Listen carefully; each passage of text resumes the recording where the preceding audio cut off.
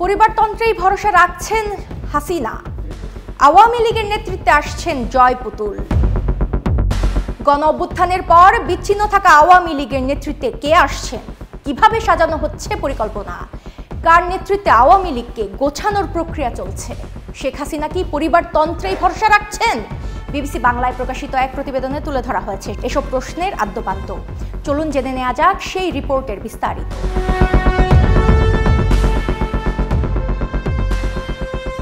শেখ হাসিনা জুলাই গণঅভ্যুত্থানের ক্ষমতাচ্যুত হওয়ার আগে ছিলেন আওয়ামী লীগের একচ্ছত্র অধিপতি। ৫ আগস্টের পর থেকে এখন পর্যন্ত তিনিই দলটির সভাপতি। তবে জুলাই হত্যা মামলায় আন্তর্জাতিক অপরাধ ট্রাইব্যুনালে বিচার চলমান থাকায় তার রাজনীতিতে ফেরা অনেকটাই অনিশ্চিত।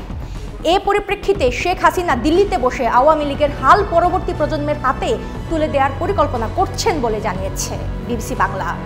প্রতিবেদনে বলা হয়, খানিকটা পরিস্থিতির চাপেই তাকে এখন উত্তরাধিকারের এই অমীমাংসিত বিষয়টির ফয়সালা করার দিকে নজর দিতে হচ্ছে।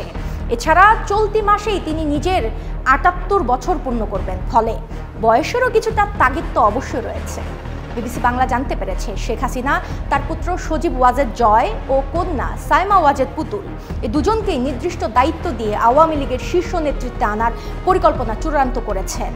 পাশাপাশি এখানে শেখ রেহানার ছেলে রাদওয়ান মুজিব সিদ্দিক ববিরও একটি ভূমিকা রয়েছে। ওয়ালটন এখন দেশের সীমানা পেরিয়ে পৌঁছে গিয়েছে ৫০টিরও বেশি দেশে। ওয়ালটন, ঘরে ঘরে, বিশ্বজুড়ে। এক্ষেত্রে ভারতের বিরোধী দল কংগ্রেস তাদের দলীয় নেতৃত্বে রাহুল গান্ধী ও প্রিয়াঙ্কা গান্ধীকে নিয়ে যে মডেলটা অনুসরণ করেছে, আওয়ামী লীগের ক্ষেত্রেও নিজের ছেলে মেয়েকে নিয়ে ঠিক সেটা করতেই চাইছেন দলীয় সভাপতি শেখ হাসিনা।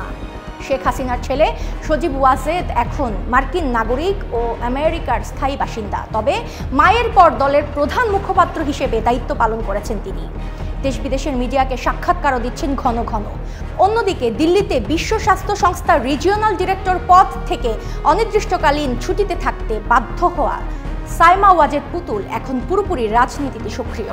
শেখ হাসিনার উপর ভারতের কিছু বিধিনিষেধ থাকায় কন্যা সাইমা ওয়াজেদ দলীয় নেতাকর্মী ও দর্শনার্থীদের সামলাচ্ছেন। গত ২ মাসে বেশ কয়েকটি বৈঠকও করেছেন তিনি। তবে শেখ হাসিনার পরিবারতন্ত্রের এই স্পর্শকাতর মডেল নিয়ে আওয়ামী লীগের কেউ অন রেকর্ড মুখ খুলেননি। সাবেক তথ্য প্রতিমন্ত্রী মোহাম্মদ এ আরাফাত বলেছেন, আমরা এটা নিয়ে এখন কথাবার্তা বলছি না। আমাদের এখন প্রধান লক্ষ্য হলো বাংলাদেশে গণতন্ত্র পুনরুদ্ধার করা। সেই লক্ষ্যেই সব চেষ্টা নিয়োজিত করা হচ্ছে। তবে এটুকু বলতে পারি, সভানেত্রীর পরিবারের সব সদস্য যেমন, তেমনি দলের সর্বস্তরের নেতাকর্মী যে যেখানে আছেন সবাই এই একটা লক্ষ্যেই কাঁধে কাঁধ মিলিয়ে কাজ করছেন।